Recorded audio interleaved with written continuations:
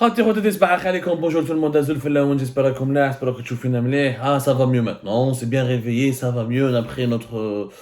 Moi je prends pas de café, je prends beaucoup de thé, un peu de gâteau. Et voilà, on recommence la journée du ce 29 novembre 2022, après une première émission consacrée aux relations, aux liaisons dangereuses, voilà, entre l'Algérie et la Tunisie. Je sais que cette émission a beaucoup fait réagir tout à l'heure, beaucoup ont été choqués par le titre, mais je réexpliquerai tout ça avec une mise au point d'ici la fin de la journée. Là, j'aimerais vraiment vous raconter les conséquences désastreuses des mauvaises relations entre l'Algérie et le Maroc. Le rail, le fameux rail, la chanson rail, cette culture populaire, ce patrimoine immatériel, eh ben, il est victime de la crise politique qui oppose l'Algérie au Maroc, parce que les deux pays n'ont pas pu présenter un dossier commun à l'UNESCO, l'organisation qui est reliée aux Nations Unies pour la protection du patrimoine culturel mondial. Eh ben, le rail est candidat depuis hier, je pense, depuis le 28 novembre 2022. Plutôt, il y a une session prochaine de l'UNESCO qui doit étudier le classement ou l'inscription au niveau du patrimoine mondial immatériel, parce qu'il y a le patrimoine mondial matériel, tout ce qui est monuments, vestiges, matériels, les sites historiques, etc. Il y a aussi le patrimoine immatériel, parce que dans la culture de l'humanité, il n'y a pas tout ce qui est monument, tout ce qui est matériel, il y a aussi les matériels, les arts, les chansons, les musiques, la littérature et tout ça, ça fait partie aussi du patrimoine culturel mondial. Et ben, il y aura deux sessions annuelles successives qui ont été reportées par l'UNESCO à cause de la pandémie de la Covid-19 en 2020 et en 2021. Donc l'UNESCO va tenir une réunion importante pour examiner l'inscription, pour examiner une liste de patrimoine culturel et matériel qui devront être protégés et considérés comme un bien de l'humanité. Je rappelle, l'UNESCO, c'est une organisation mondiale très importante. Il s'agit de l'Organisation des Nations Unies pour l'éducation, la science et la culture. Elle est basée à Paris. Elle existe depuis 1945 et elle a été créée pour protéger le patrimoine culturel et artistique mondial contre les dégâts des guerres, parce qu'il y a eu beaucoup de dégâts pour la Seconde Guerre mondiale. Le but de l'UNESCO, donc, c'est essentiellement promouvoir et protéger la culture et le patrimoine mondial. C'est aussi contribuer à l'édification d'une culture de paix, à l'éradication de la pauvreté, le développement durable, le dialogue interculturel, les sciences, la culture, la communication et l'information. C'est donc une organisation très importante. Et ben, il se trouve que la directrice générale de cette organisation, elle s'appelle Audrey Azoulay, elle est très proche du Maroc, elle est d'origine marocaine, juive d'origine marocaine. Et l'Algérie, d'ailleurs, depuis l'élection, depuis l'arrivée, elle est âgée de 50 ans, depuis l'arrivée de Audrey Azoulay à la tête de l'UNESCO, elle se méfie beaucoup de cette organisation, vraiment, et c'est un peu dommage parce que, voilà quoi, c'est une organisation très très importante. Qui n'a déjà fait Algérie part, elle a la mauvaise représentation de l'Algérie au sein de l'UNESCO et comment l'Algérie, malheureusement, n'a pas su comment placer des bons représentants au sein de l'UNESCO. Elle a été élue depuis 2017 à la tête de l'UNESCO. Bon, comme elle a de la double nationalité d'ailleurs, elle possède la nationalité marocaine. Je ne fais un mot et elle est d'origine marocaine juif et berbère aussi. Elle est originaire de Saouira. Elle était la fille du conseiller, l'un des conseillers les plus proches et les plus influents du roi marocain Hassan II, André Azoulay, qui a été conseiller à partir de 1991 du roi Hassan II, qui a été ensuite conseiller de son fils, l'actuel roi marocain, Mohamed VI. Donc, c'est une organisation très importante où le Maroc effectivement jouit d'une influence grâce à beaucoup de ses relais. Et malheureusement, souvent, l'UNESCO discute du classement de certains patrimoines culturels qui sont communs aux pays maghrébins.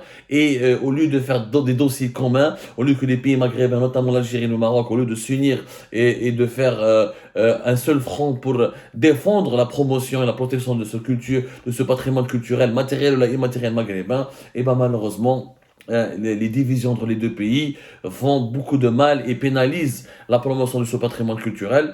Alors, qu'est-ce qui s'est passé? Il y aura, à partir de lundi, on était quoi aujourd'hui? On est le 29, on est le mardi 29 novembre 2022. À partir d'hier, depuis hier plutôt, le 28 novembre 2022,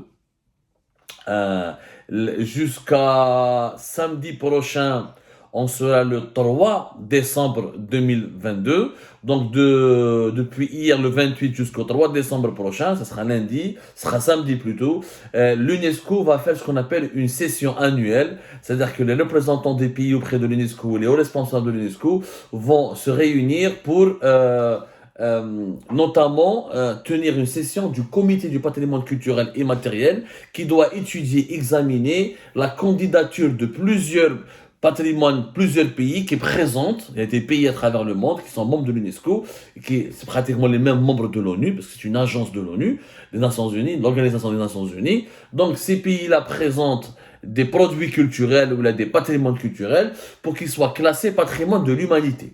Quand un patrimoine culturel est classé patrimoine de l'humanité, ça fait de lui, d'abord, ça fait de lui une arme importante de soft power pour ces pays-là, et ça fait en plus un attrait touristique, et ça rend célèbre ce patrimoine au niveau de l'humanité. Il peut bénéficier d'un certain rayonnement international, d'une grande publicité dans le monde entier, et il pourra même bénéficier de fonds de financement internationaux pour améliorer sa protection ou là développer sa notoriété à travers le monde. Donc, à partir de mardi prochain, à partir de mardi aujourd'hui, à partir de normalement de ce mardi 29 novembre 2022, l'UNESCO va publier les résultats de ces examens qui concernent donc plusieurs patrimoines culturels. La France, par exemple, elle veut classer comme patrimoine culturel mondial de l'humanité la baguette de pain. L'Algérie présente un dossier pour le rail. La France et la Belgique veulent présenter un dossier pour les fêtes foraines. L'Azerbaïdjan et la Turquie, la culture du thé. La Chine aussi, les techniques traditionnelles de transformation du thé. Le Tadjikistan et l'Afghanistan, ils veulent présenter un instrument culturel qui est le rubab, parce que pour eux ça fait partie et c'est un instrument important pour le rayonnement musical et culturel de leur propre pays. La Serbie veut présenter l'alcool de prune.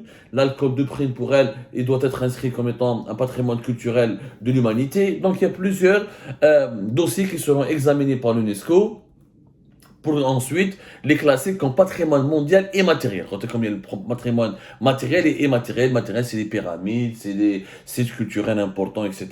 Et le patrimoine immatériel, tout ce qui concerne les coutumes et les traditions qui sont transmises de génération à une autre. Malheureusement, le rail, l'Algérie aurait pu faire, comme avec le Maroc, un seul dossier, ce qui aurait pu renforcer la chance du rail d'être classé enfin patrimoine culturel de l'humanité, mais immatériel. Mais malheureusement, la crise politique entre les deux pays, Marrakech, ils n'ont pas pu. L'un des représentants de l'UNESCO, le sous-directeur général pour la culture de l'UNESCO, M. Ernesto Othon, a reconnu que le rail fait partie du patrimoine vivant et qu'il est partagé par beaucoup de grandes communautés au Maghreb et c'est intéressant de le classer comme étant patrimoine immatériel de l'humanité, ou là comme étant un patrimoine mondial et matériel de l'UNESCO. Mais malheureusement, il n'a pas été intégré comme musique, mais en tant que tradition entourant ce genre musical. Et les deux pays étaient, l'ambassadeur du Maroc au l'UNESCO, il a fait une déclaration, c'est M. Samir Adhari, je ne sais pas comment le prononcer, M. Samir Adhar, qu'il a regretté de ne pas avoir pu présenter un dossier commun avec l'Algérie pour le rail, en raison de la rupture des relations diplomatiques entre les deux pays, mais il a espéré, entre autres, candidatures communes pour d'autres dossiers, pour d'autres sessions d'examen, quand les circonstances politiques vont s'améliorer entre les deux pays. L'Algérie, la Tunisie et le Maroc avaient fait déjà en 2020, voilà, c'était en 2020, l'Algérie, la Tunisie, le Maroc et la Mauritanie avaient fait ensemble une candidature commune, conjointe, pour inscrire le couscous comme étant patrimoine immatériel de l'humanité.